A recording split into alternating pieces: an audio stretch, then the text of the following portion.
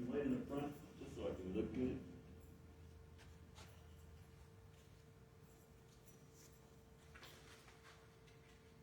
La la la la. I know you have to do this real close, this one. Yeah, just turn it on. Hello? Hello? There you go. Can you hear me in the back? Mm-hmm. Okay. Alrighty then. So we're going live on Facebook. We're all set up with that. Thank you so much for helping set this up this evening. And good evening to everybody who's joined us. If you're not watching this live, you could have, but right now we're going out on Facebook Live. Hello, my name is Alfred Brock, and I am with the Wayne Focus, and we're coming to you live from the Wayne Public Library. I want to thank you so much to the Wayne Public Library, Ms. Judy Wolak, of course, the director, for providing us this opportunity to present this information here. The Wayne Public Library was also kind enough to provide us display space for the month leading up to this event. And I'm happy to say that much of the materials that were on display here have already been distributed to the local community, so thank you very much. The Wayne Public Library, what do you want to do today? I'm not quite sure, but I think it's going to include going to the Wayne Public Library. I would also like to thank FAN, Families Against Narcotics, and we read from their website and about them. An integral part of FAN's mission is to remove the stigma associated with addiction through education and to inform the community of the growing problem of substance dependency or addiction among all ages, and the increasing use of heroin by our young people. Over the past few years, we have presented our Real People Sharing Real Stories to thousands of students in over 36 school districts, spoken over 50 conferences, and traveled to more than 30 communities, from Grosse Ile to Petoskey, to share our stories. Our unique presentation style includes parents affected by addiction, parents who have lost loved ones, and young people in recovery. FAN also provides education through professional guest speakers, as well as the sharing of personal stories. FAN creates a support network for those affected by addiction, so no family or individual needs suffer alone. So there we have that. Families Against Narcotics, with chapters across the state of Michigan, in New York, and North Carolina as well. FAN. From despair came a ray of hope. Okay, there's our introductions, so we're all introduced. Now, we'll next begin with the problem, but let me first state that there are three main ways I have found to get help for yourself or others. So we're going to jump right in there. Going to give you those three right now, straight up, front row. How to get help for yourself or others, right? The first thing to do, I would recommend, is to ask for help. Tell someone, ask for help. As James Taylor wisely notes, once you tell somebody the way that you can feel it beginning to ease. I think it's true what they say about the squeaky wheel always getting the grease. So squeak away. Go ahead and squeak away. Squeak loud and strong. You know what's going to happen? We know what happened with the mouse that pulled the thorn out of the lion's paw when that mouse called for help, right? That's right, the lion showed up for help. So tell someone, talk about it. You can also call a social worker, join a group, go to the library, learn. We're going to talk about all of that. And I just want to ask a question. We have a librarian with us tonight, and I got a special question for you. Into Kill a Mockingbird, do you recall the older lady's name that Mr. Finch was assisting? He would walk by his house, say, "Oh, what beautiful flowers that you have." Oh, I cannot. All I remember is that she was addicted to morphine. Thank you so much. And that's exactly what I was going to bring out. And I've been thinking about that lady. So, and lately, I've been thinking about that woman and her story and how it's in there and it weaves in and out. Because I remember they see her, he talks to her all the time, and all the time he's given her support. The one thing that she wanted before she died was to not feel like she was taking morphine anymore, that she didn't have opioids in her body. And all through there, he very gently supported her with all his strength, and that really leaps out at me. And I wanted to mention that because we're in the library, and I brought up the mouse and the lion. Got to include To Kill a Mockingbird. So there was a lot more in that book that I had realized at the time that I read it. So again, tell someone, talk about it. You can also call a social worker, join a group, go to the library and learn. We're going to talk about all of these things. We're going to talk about all of that. This presentation now is going to have three parts. First, we'll take a brief look at FAN. a little more of what we just did. We're going to take a brief look at FAN itself, Families Against Narcotics, and the wonderful activities it's engaged in to remove stigma and provide hope and resources to those dealing with the scourge of drug addiction and drug use. So we're going to be talking a lot. The second part of this evening will center on the problem itself. We'll have an overview of the problem. That's going to go, these two parts sound long, they're going to go pretty quick, because this is the background, because everyone essentially knows what the problem is, but we're just going to detail a little bit, so that you can become, the reason for that is so that you can become more familiar with what we're addressing, and so that you can clearly recognize it if it's in your life, or someone described it to you happening to someone else, and you say, oh, I know that, that's this sort of problem, now I can take perhaps some of these steps. There's no cookie-cutter answer to it, but it's always helpful when you have somebody to reach out to and a way to do it. Now the third part of what we're going to be doing, our time together, will be the larger part of it, and that's going to be addressing many, but not all, no way near all, of the things that you can do in your life right now with your own incredible abilities to deal with it if you're experiencing it either directly or through family and friends, and how to help in many ways as good neighbors do to others. So there's lots of things we're going to take a look at that you can reach out, get that help, and help others by simply doing that. So let's get started with FAN. I'm going to go over this straight from their own words again, because this is the first thing you can do about this problem. You can contact FAN. So about drug abuse, you want to get some help, contact FAN right away. Why? Why do they do what they do? Families Against Narcotics was born out of a town hall meeting in 2007, which was the result of 2 teen heroin overdoses just weeks apart in the small middle-class suburban community of Fraser, Michigan. All told, that community suffered 30 overdoses that year alone, all to heroin, all to opioids. Needing to do something, this determined organization set out to recruit members and educate the public. Now, in a small church in Fraser, the Christ United Methodist Church opened its hearts and doors to FAN, and close to 100 people filled the basement that first night, including grieving families. Serious stuff, right? Law enforcement, religious leaders, concerned citizens, and several young people working on their own recovery programs already. They were already doing it. All were angry. All had questions. How is this happening in our community? Why are these good kids from good families using heroin? How do we stop it? Many good questions, few good answers that night, right? So we have some questions here tonight, but we have some good answers for you. But even in despair, some offered hope. A couple of the young people struggling with addiction in the room stood up and said, let's talk to the students. Maybe, just maybe, they'll listen to us. And with that hope, the fledgling organization sprouted wings and took to the community. Within a month, FAN was speaking to every student in Fraser High School, young people in recovery, parents who lost loved ones, real people sharing real stories, and they haven't stopped sharing their stories since. Now, months later, as the stories behind the overdoses began to unfold, they learned that most of these young people just started with prescription painkillers. They had been prescribed to them. And we've heard that story. We're going to talk about it briefly. Vicodin, Oxycontin, Percocet, all opiate-based medications just like heroin, similar, exactly the same, only made from chemicals. Over the past few years, we have heard hundreds of stories like these in communities across the state. Good kids from good families, all with hopes and dreams. Some continue their daily fight to stay clean, while others have yet to find a strength. Sadly, too many have lost the battle.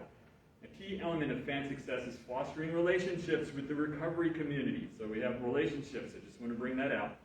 Over 50 recovering youth speak for FAN on a regular basis. Their support and willingness to share openly and honestly about their addiction has become an invaluable resource for the entire organization. Equally important, the service work opportunities afforded through FAN have become an important component of their recovery program, so they get back to work. They get back to their lives. Without them, without the folks that were struggling and came for assistance, well, FAN would not be what it is today. So when a couple of FAN members decided to open a 3-quarter house for those seeking recovery, FAN was there to help them get started. So again, people working together to make things happen. We provided the organization provided basic living necessities, and FAN members continue to deliver homemade meals for the Sunday dinners at that location. Now, in a recent initiative, FAN, in conjunction with the 41B District Drug Court in Macomb County, has developed a program designed to assist young people in the court systems who seek recovery. In part, members of the FAN recovery community become mentors to those in the program, and all drug court participants are required to attend the monthly FAN meetings as a way of giving back to the community. It also allows them to have participation in the community, and get those social contacts that are so important. So volunteering, even though at the beginning it is stated you need to volunteer, it becomes a way of life. And I really like volunteering myself, just by the way. So now, in addition to the Macomb County Chapter FAN, there's more than 20 active chapters throughout Michigan, and many more communities have expressed serious interest in starting chapters. It's very easy to do yourself. You can do that yourself. It's all about making a community and inviting people to participate.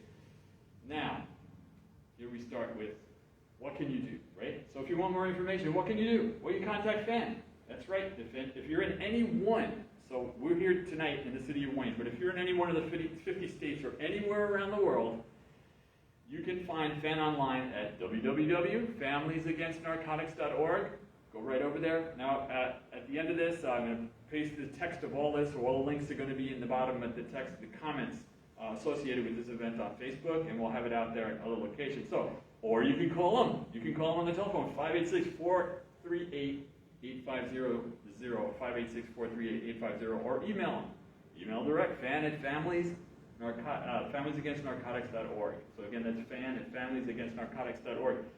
Now, I'd like to take a moment before you get into the next section, because we're wrapping up that first section. We talked about FAN a little bit, right? Before we get into the next section of our work here tonight, there you have 3 ways to contact someone to get help about that issue right now, about opioids, about drugs. 3 ways to contact this one organization that's got all these things for you right now.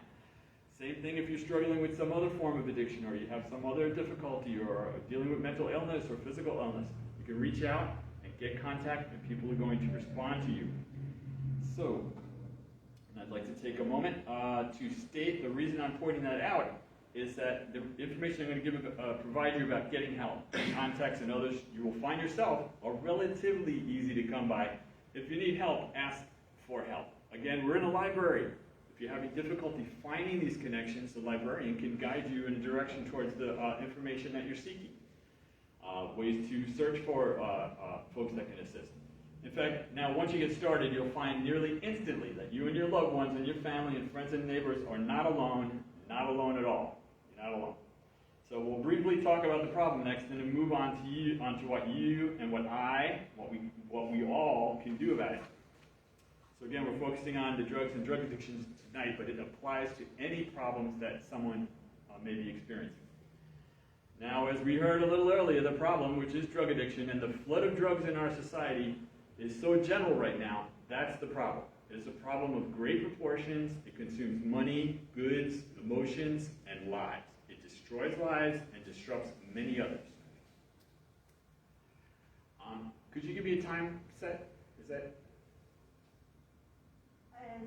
7:10. 7:10? So we have until like 7:50. Ooh, we were just blasting through there.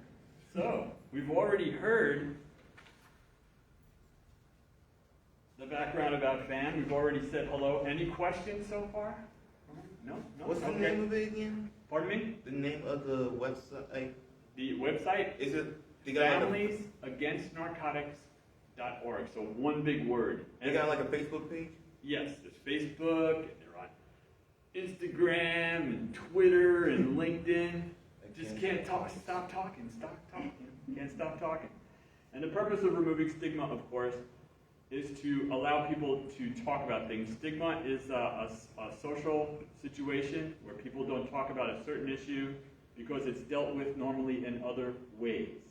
And at one point, this problem may have been dealt in that personal kind of quiet, I don't want to say secretive, but in a secretive way. We'll just go ahead and say that, in a secretive way. And it kind of worked out for society because some people got better and some didn't. And they had different social mores, different social attitudes. But again, it's so serious, it's so widespread right now that the stigma is actually impeding people getting help and others trying to correct the problem because it's all wrong. So along those lines, drugs and drug addiction have been with humanity for a long time. Now, what's different about today? I just started working around towards that, right? The availability of powerful drugs that not only make people insensible, but can kill them instantly. Right there. Some of these drugs can cause lifelong physical and or mental disability. as the modern phrase goes, one pill can kill. One pill can also disable, physically or mentally, or both. And if we could just reflect on that for a moment, when the person dies, there's a number of people, I can't recall the exact number, but let's say 7 or 8 around them, which are directly impacted, and all the people that are related to them in some other way. Now, when someone is disabled in such a way, in any way, this also has a circle that it impacts, and farther behind. And then it extends, I'm not going to say it's less or more sorrow, but now we're dealing with a different situation.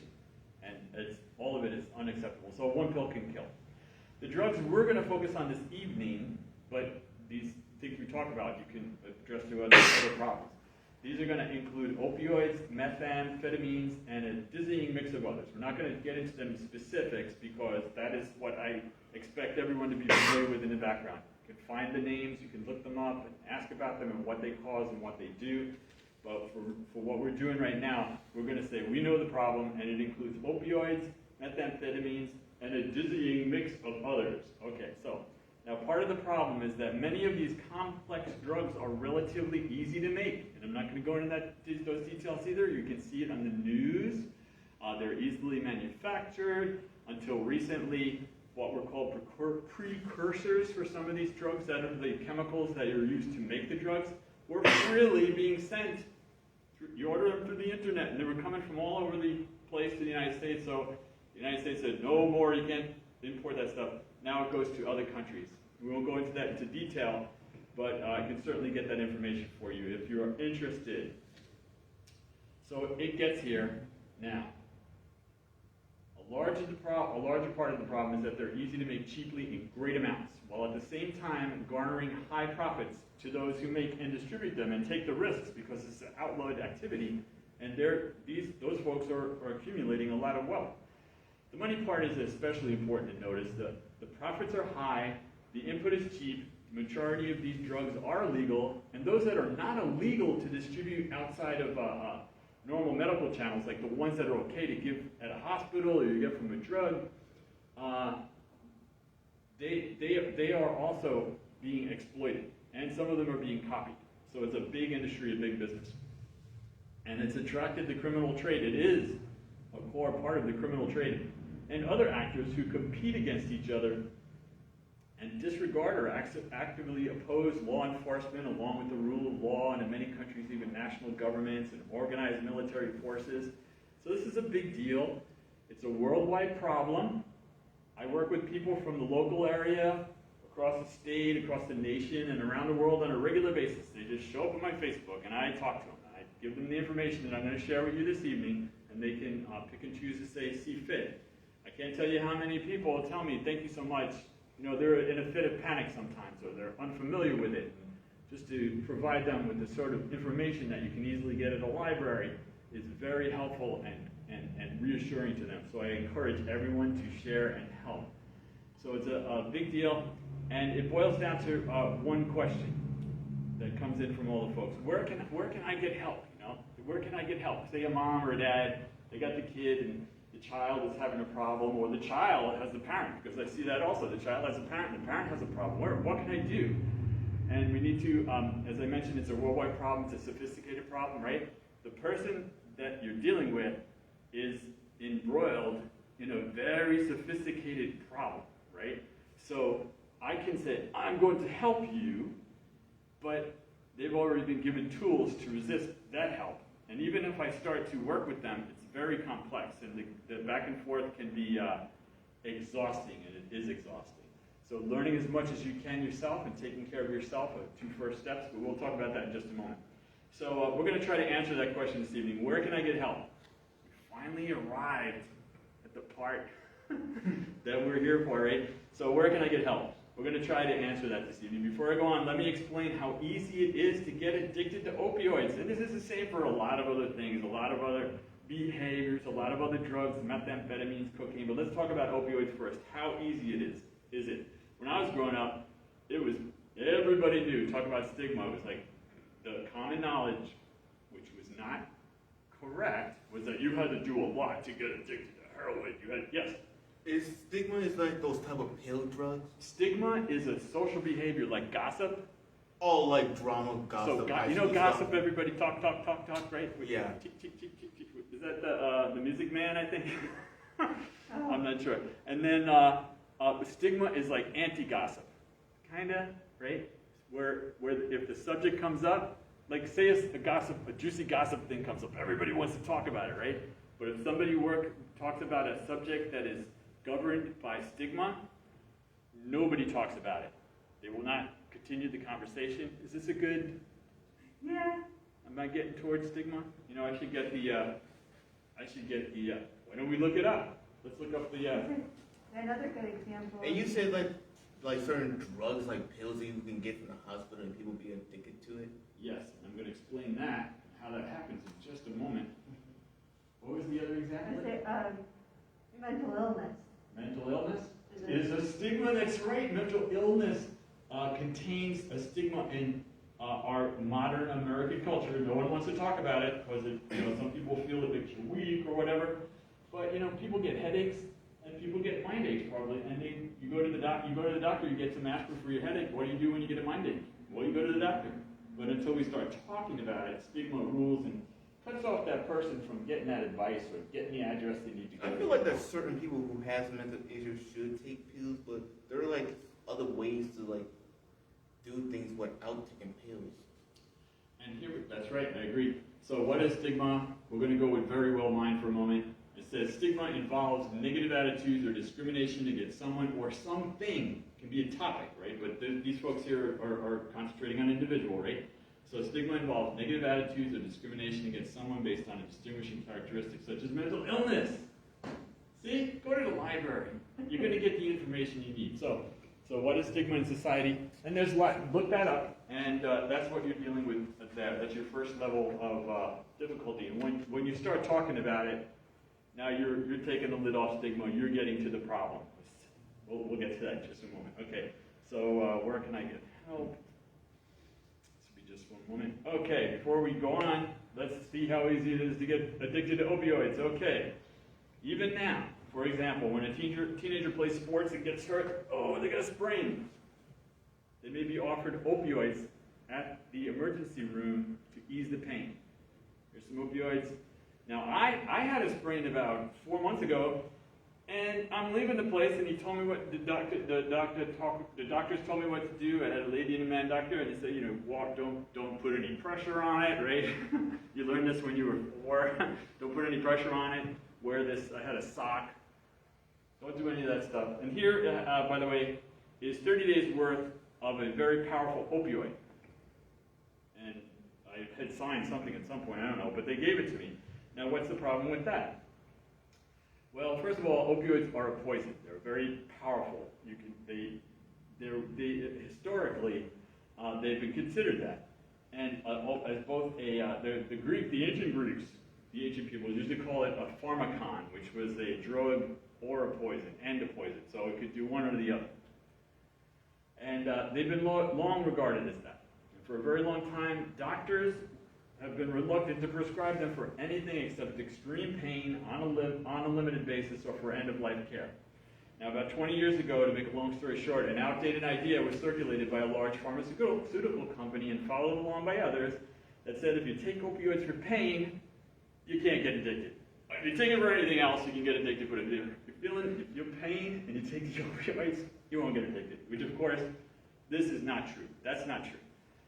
If a person takes opioids for 7 to 15 days, their human body, will become accustomed to it. It will expect the drug. It will expect it. If the use continues for up to 30 days, the body is now dependent. That's the fact. The body is dependent on it. It is seeking it. Certain changes have started to take place in the nervous system and the brain, with the chemicals that are made and the way that information is sent back and forth. It happens within that period of time. And again, how many days worth did they give me? They gave me 30 days, right? So, woo. Now, we're in the United States, and everybody follows the label, take as needed, take as necessary, and it says take one every 4 hours or whatever. So people take them, including the kids, right? Including the kid in our example. Now, if the use is continued longer than that, up to like 45, 60, or 90 days, let's say, at the outside. And these numbers are approximate, because it'll be yes? Is opioids is like a type of painkillers? Yes. Because I was thinking about that because my grandmother takes like medication for her legs because she's been having pains, but also at the same time she doesn't feel well and stuff like that. So be aware of that. If she doesn't feel well when she takes it, I'm not a doctor. You'd want to talk to the doctor and say, hey, this happens when I take that. Because my mom didn't feel well when she took opioids either. Yeah. She used to get a burning in her tummy, and I do too. Because I've been thinking about it because I feel like most painkillers doesn't work. And they're just like just selling like some type of things just to get money out of it. Many of them mask the pain, but I'm not going to address any of that right now. But you can. These are good topics, great topics to take a look into and learn, especially at the library or on the internet, or just go to the library and learn how to search for it on the internet. Whoops. So now we're up to 45, 60 to 90 days, and the numbers are approximate. It's different for different people and doses and types of the drug. But if that continues over that period of time, the body becomes addicted. The person is addicted. That's all there is to it. The body has changed. It now expects the drugs. It needs the drugs in order to function what we would say normally, which is to mean physical changes won't take place, like digestive problems and things with respiration. Now, let's go back to the teenager. If you follow the instructions of the bottle and then stop taking them, you may feel pain and discomfort, right? Now, how can this, I only got 30 days, right? What, you go back and ask? Well, why would somebody do that? Well, if you stop taking them, you start getting the pain of discomfort of having been dependent, now you don't have it anymore, or if you got addicted already, now you're having these other feelings, and it could be mistaken as the other one, right? The other problem that you originally had. And this often has led to getting a refill or two, and at that point, you're up to 90 days, right? So now the person is addicted. After people find out sometimes, if they're cut off from the prescription, like you're not going to get it anymore, you don't need it anymore, well, they find they can get opioids elsewhere very easily, from a friend, from a dealer, and incredibly, at least these days, heroin is actually cheaper in most areas than manufactured opioids. So if we go back to the original, where the families were, that was a few years ago when heroin was more common than the manufactured opioids. These days, it's cheaper than the manufactured items. Now, for other drugs mentioned that we were going to talk about, methamphetamines, cocaine, which I didn't mention but is included in there, and others, the social circles that people are in and the behaviors of that social circle play a very large part in the first and continuing use. It's very hard.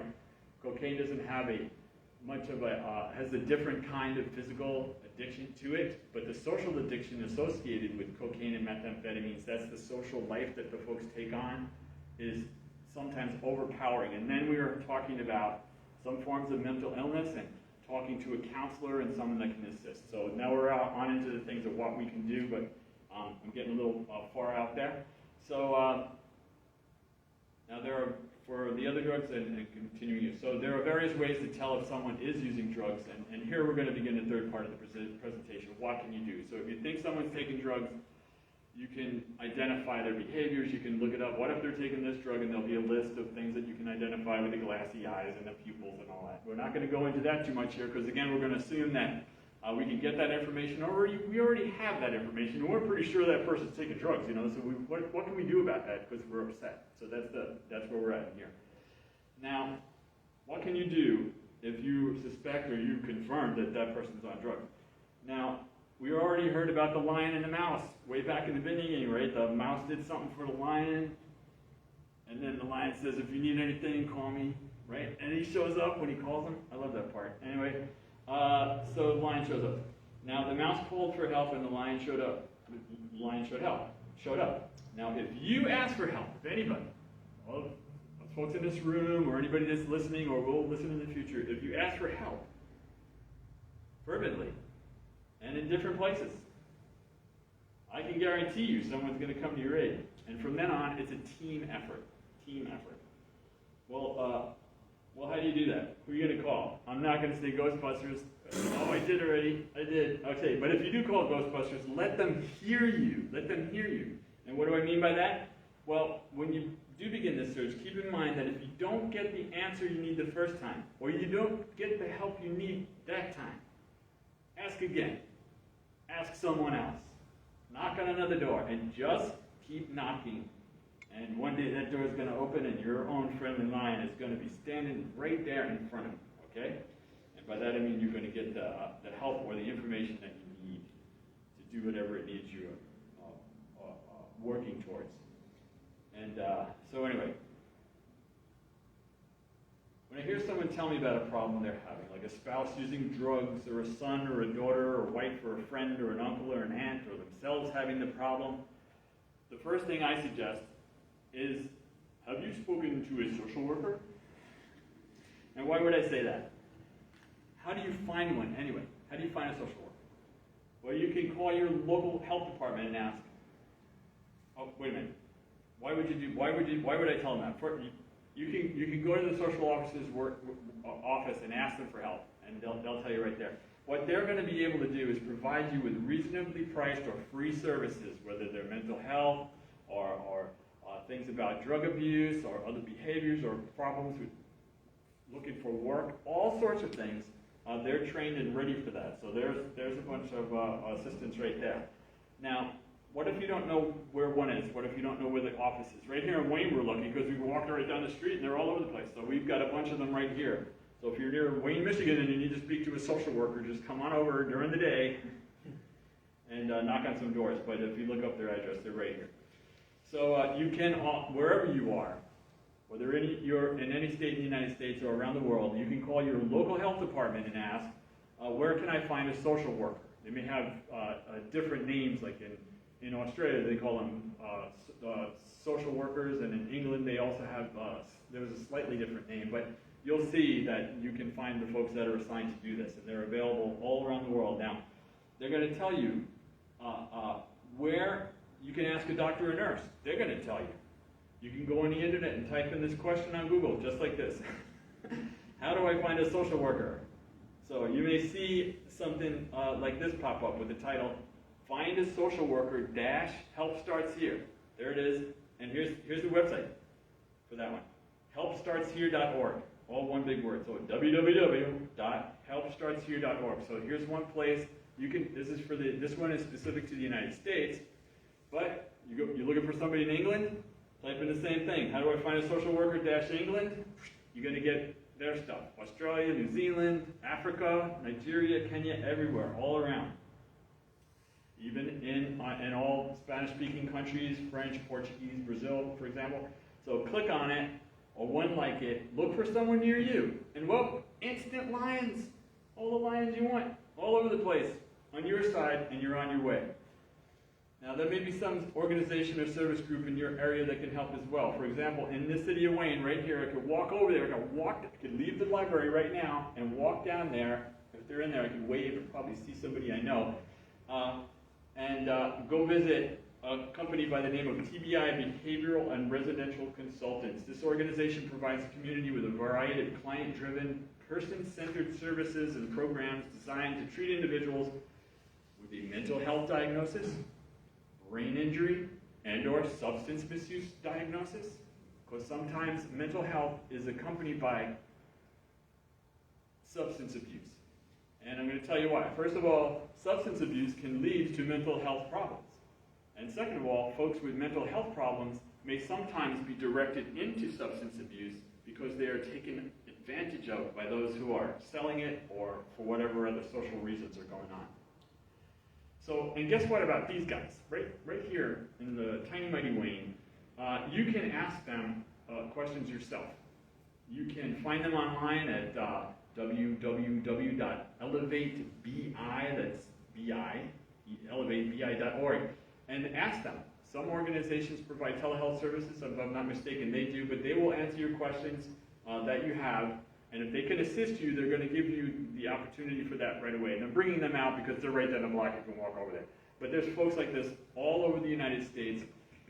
And organizations like this are very important because, as we'll see in a moment, some locations are sparsely inhabited or they're suffering from more of a stigma than here, in which case there's never going to be any conversation about that in those locations until we start talking about it in areas like this. So, let's say you could be really far away and need assistance. This is why you would contact someone online for telehealth, for example.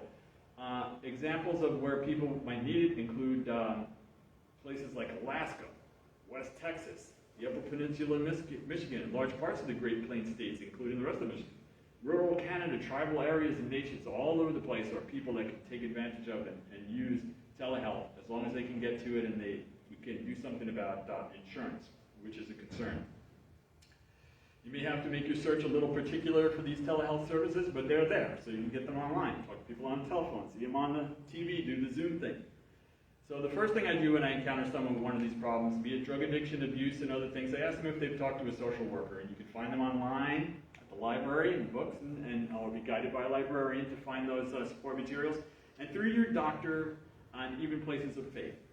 Just want to let you know also that as you approach these different organizations looking for someone to help, you're going to be helping them too, because first of all, they may have someone or many of them already in a list for you.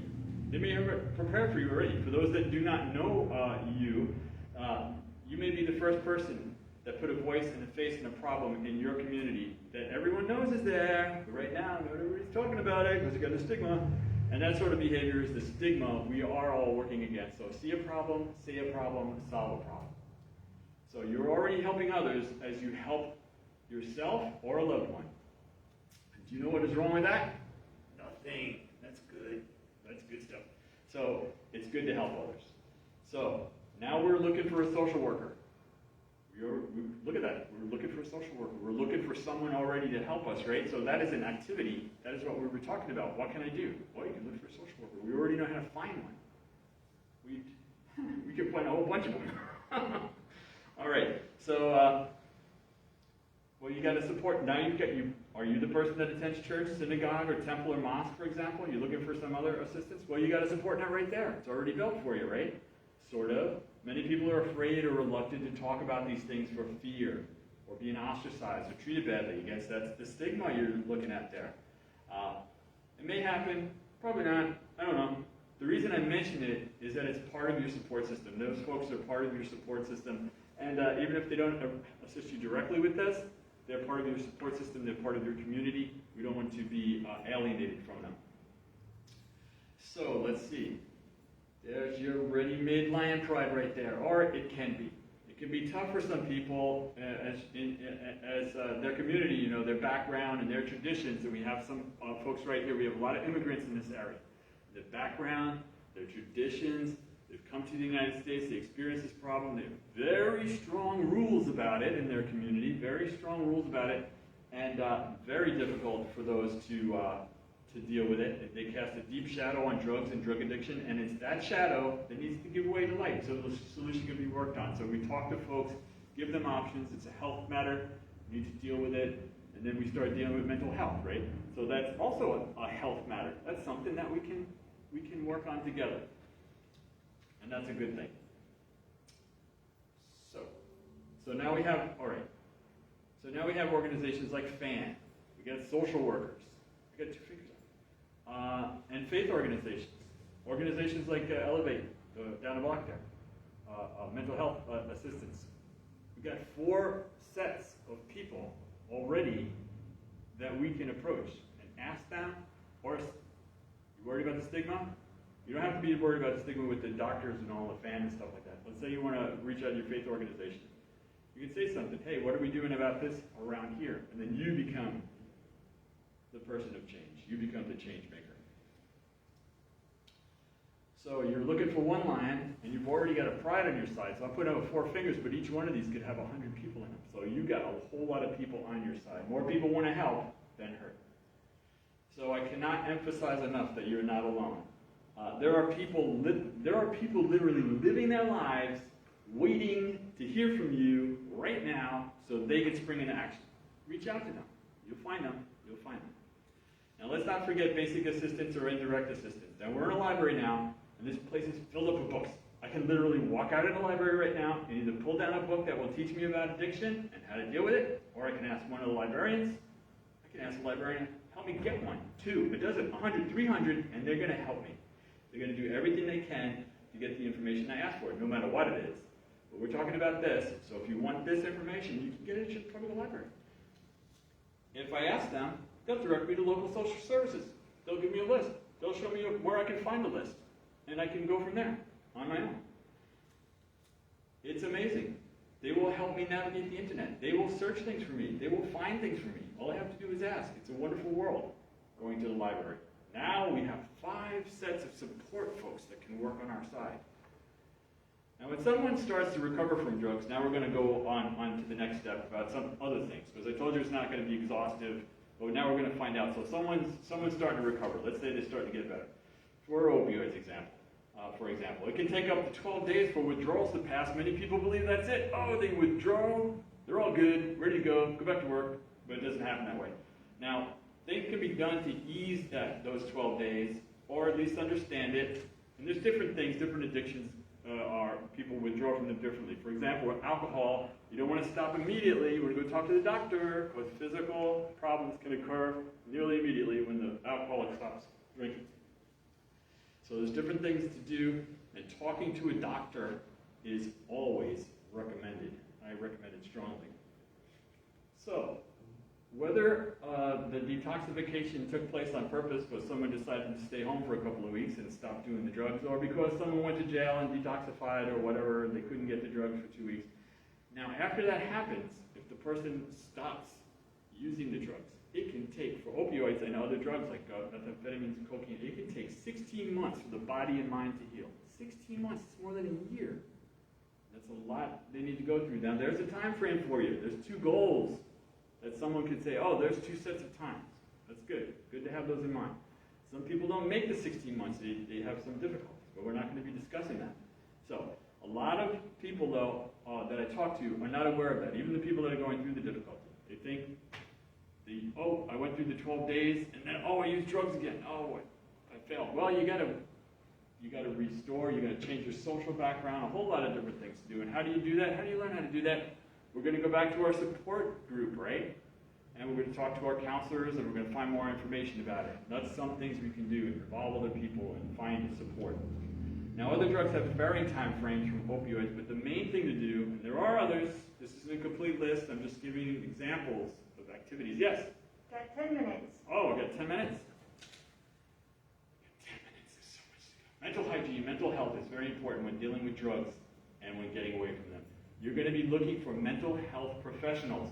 You can find them. A resource is NAMI, National Alliance on Mental Illness, and the name of the item that you would be searching for is Finding a Mental Health Professional. You can Google that, NAMI, Finding a Mental Health Professional, and there you go. And you get mental health professional support all across the United States. You can also look up NAMI and drug addiction. I'll give you great information and resources. Hey, what about the kids? Going to cover the kids now, and then we'll wrap it up. Say that again, the mental health. NAMI, N-A-M-I. NAMI? N-A-M-I, yes, NAMI. N-A-M-I. National Alliance on Mental Illness, NAMI. That's a good one, right? I like NIDA too, and we're going to talk about that right quick. Now, what about the children? What do you do when children are involved? In this case, we're talking about the children and parents who are struggling with the drug addiction. They're going to need counseling as well. And again, we already found people we can talk to. Oh, we're going strong here. We got some other people we can help. Now, also, you can find out more information or support materials from, just check it out, Sesame Street. Look up Sesame Street and communities. And parental addiction, throw that in there and you go right to what you're looking for. Now, Sesame Street and communities gives lots of support to parents and grandparents, so I recommend it highly. Michigan State University is working with Detroit Public Television right now, and lots of support materials for parents and grandparents there. Anybody and the kids, if they're having trouble themselves or their parents. So let's move on to there to NIDA, which is the National Institute on Drugs. This features a large amount of material suitable for children, teens, and young adults. Don't know what to tell those kids?